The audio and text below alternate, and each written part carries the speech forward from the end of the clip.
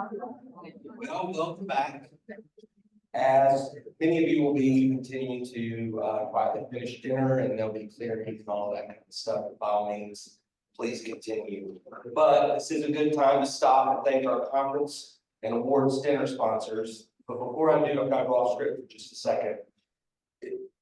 Heaven Bay. Wow. Wow. I think it's fitting to just say something that my grandmother used to always say, and that's that don't light your fire, your wood's wet. You know what I mean? Like, wow. Anyway, we want to say a huge thank you to our conference and awards dinner sponsors. We literally couldn't do this without you and your support. To see a full list of all those sponsors, check the back of your program. We're honored to have as our keynote this evening, Michelle Conceison. She is the chair of the Recording Industry Department in the College of Media and Entertainment at Middle Tennessee State University. Please welcome to the stage Michelle Conceison.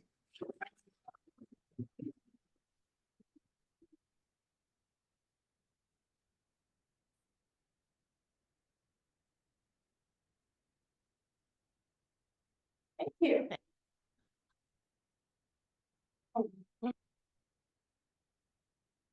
How was dinner? All right. There's a chair that I keep in my house. It's a beautiful gold dressing chair. It was in my mother's house when she was growing up in the 1930s and 1940s. It was in my house when I grew up in the 1970s and 80s. It is a chair that people say, "Mine, that is a beautiful chair. Where did you get that chair?" when they visit my house. It sits by a window in my bedroom in Nashville today, a place of love and courage.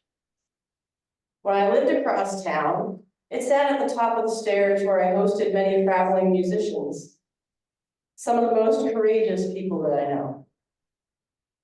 When I lived in Massachusetts, it sat at the entrance of my office where it stood for courage as I started my music company and embarked on my academic career. What most people don't know who come to my house, what they don't know is that it's a chair that I came out of. In 1994, the chair sat by the front door of my parents' house. On a sunny spring day, a lot like today, 30 years ago, and this literally almost exactly 30 years ago, in the spring of my freshman year at Wesleyan University in Connecticut, my older sister surprised me with a visit. Lovely. When she arrived, I was on my first date. A cobbled together dinner, probably something from the cafeteria, in my dorm room. She then told my parents I was in mortal peril for my soul. She insisted I get in the car immediately. She was taking me home to my parents so they could set me straight. It was a very stressful 3-hour drive.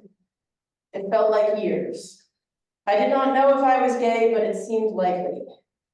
I had had only one date, or really half a date, and was still figuring out how I felt. I knew I would have to speak for myself. My life was about to change, and I knew it was going to be difficult. My family was very religious, Catholic, old-fashioned, and well, we all feel and think deeply in my family. Let's just say we're not very laid back.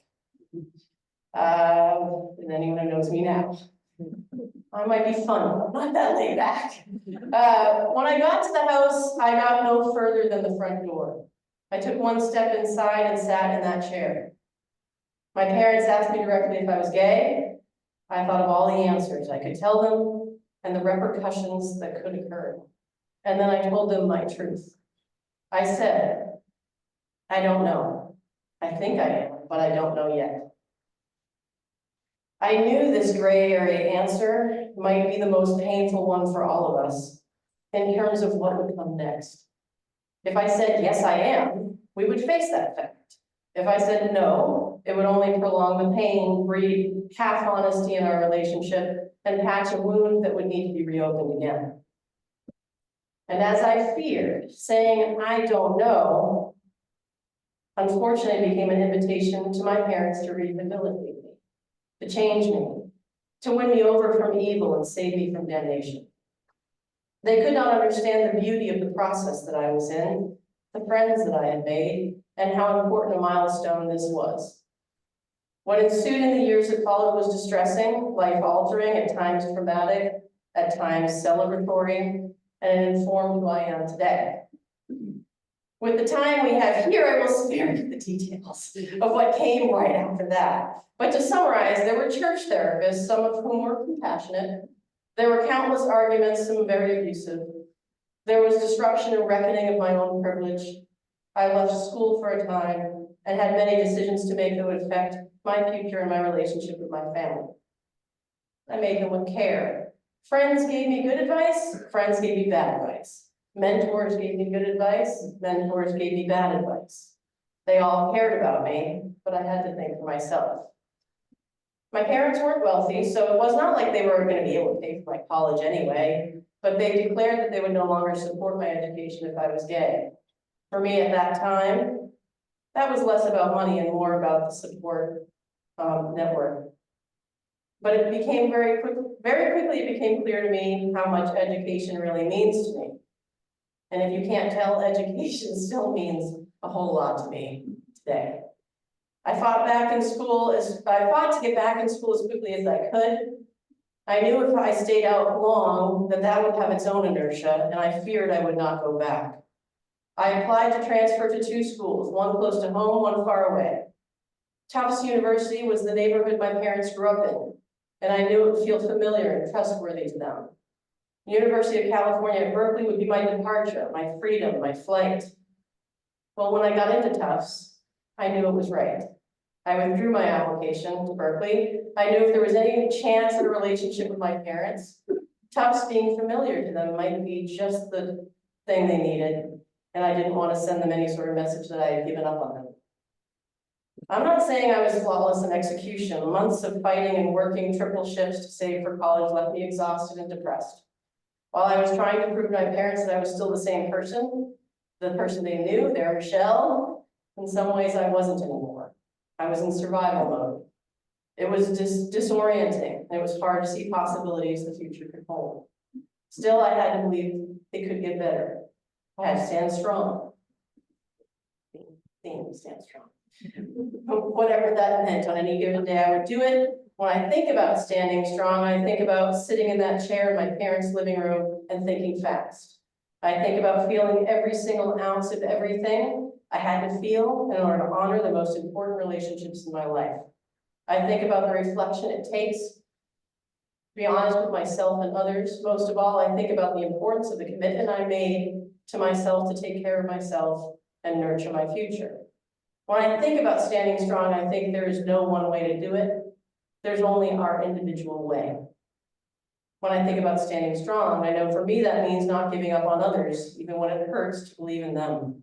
Even when I can't tell if believing in them is enough. Even when I can't see the outcome. I think about how to tell the difference between giving enough to help others understand and allowing others, and when that crosses over into allowing others to abuse. I think about the need to find that boundary, to know where it is, to tell myself it's okay to step away when the fire is too hot. That everyone else's understanding is not my responsibility. That it's okay to say no. Sometimes saying no and cutting myself some slack is standing strong. Nowadays, we call that self-care. That concept wasn't really talked about back when I sat in the chair. But I've heard some many good conversations about that this week, and I applaud that. Back then, when I stood strong for myself by being honest, by accepting what being honest meant, whatever it would bring, and trusting I would find a way to rise to the occasion of truth. So serious, this is a very serious talk. At the same time, I also stood strong in my belief that I did not want to lose my family without a fight. I believe then, and I still do, that people may not change, but they do grow. If they care, and I knew my family did, they might figure out how to sit by me. Many years have passed, many conversations, experiences, positive and negative, with my family. We are not perfect, not any of us. One thing I have now, something I cherished, is an honest, open relationship with my parents and my 4 older siblings today. I'm proud of that and glad that I stood strong in believing that was possible. Our relationship is dynamic and ever evolving. They are who they are and their beliefs vary. Sometimes it feels like we've made progress, and sometimes they revert to philosophies they grew up with that did not make space for LGBT plus respect and dignity. I know one thing to be true, I will not give up on them. This conference made me think about generational differences and what we have in common. It made me think about how our differences complement each other and can serve us as we build coalitions for change in our community. I was struck today in the discussion about elder programs by the notion of our very human, quote, tremendous will to forget, and the fact that we must not forget. We must tell our stories and carry the honor, and honor the stories that we're told.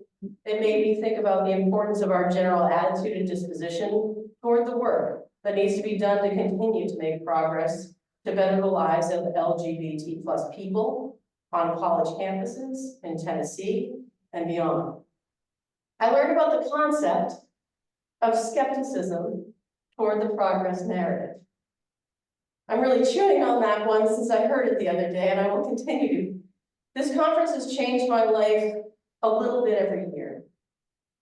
2 years ago, there was a panel of students who spoke about what it's like to be a student at TSU, what it's like to try to figure out what courses to take, how to find safe spaces on our campus. As I listened to those students talk about what it's like to look at the course catalog, I realized my department has no class that would make it blatantly obvious to a student that it is a safe space. While I believe that every classroom should strive to be a safe space, regardless of curriculum, it occurred to me that if we were going to have a class like that in our department, I would need to educate myself on some things I don't know how to teach. As such, since then, I have taken history courses, trying to educate myself on how to teach about historical narratives, so we might one day have a class at MTSU about the impact of the LGBT plus community on popular culture via entertainment. I look forward to writing that class, but to get to that point, I must do the work. There is a journey to take if I want to do it well. So in some ways, standing strong is also about planning ahead and taking steps you have to take to prepare for the moment when you can do the thing you're trying to do and make the change you're trying to make. The frustrating thing is the change we want to make, it won't always affect the people who are here with us now. The work we do to make change is not just for us in our time. It's for everyone who comes after us who wishes to take up the mantle and do the work to continue to make change. Earlier today, listening to the panel of folks who volunteered to speak from their experiences of the conference and their lives. And if you were on that panel, would you raise your hand for a moment? The Standing Strong panel. Okay.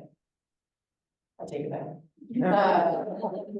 That panel is always a courageous panel. It's courageous of the organizers to offer it and courageous of the participants to participate in it. And today I heard folks talk about what it's like to take up the work that they are doing, how they think about it, and how they help others.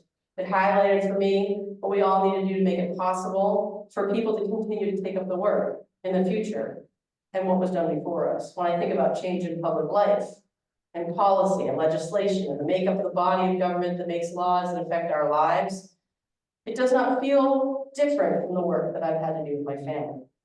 It doesn't feel different because I know the opposition feels deeply about their beliefs, that in their own way they care.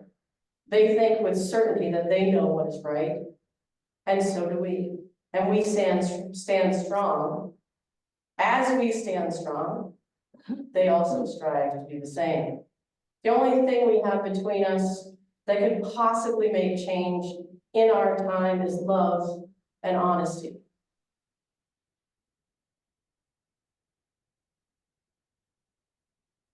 This is where I skip it because Love and honesty.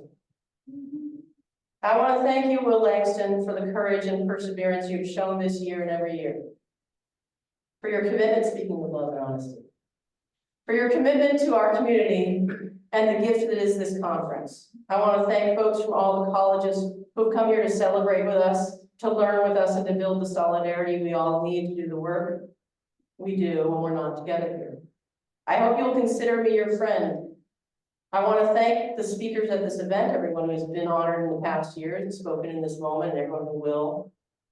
I want to thank most of all my biological family, my queer family, my friends, my colleagues, and my partner, Sarah Kathleen Callahan, who's shaking her head at me right now.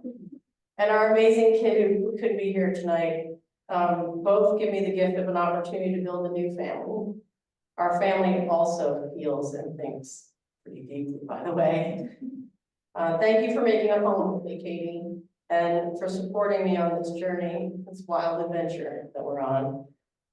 This is a pretty emotional moment for me. I'm trying not to show my nervousness, as I've actually never told my coming out story publicly before. I've lived it. I've let a few people know along the way when it seemed like it might help them to know my story. I always thought I would tell my story. I wasn't keeping it a secret, but the opportunity has simply never arisen. Now I find myself a tenured associate professor, chair of a department within a high-profile, successful college in a large public university, leading a team, and I haven't told my story. Now, how is that? It turns out, unless you decide to tell your story, it isn't told. And it turns out, standing strong starts by sitting in a chair. So here it is. Thank you for listening to my story, and thank you for telling me yours.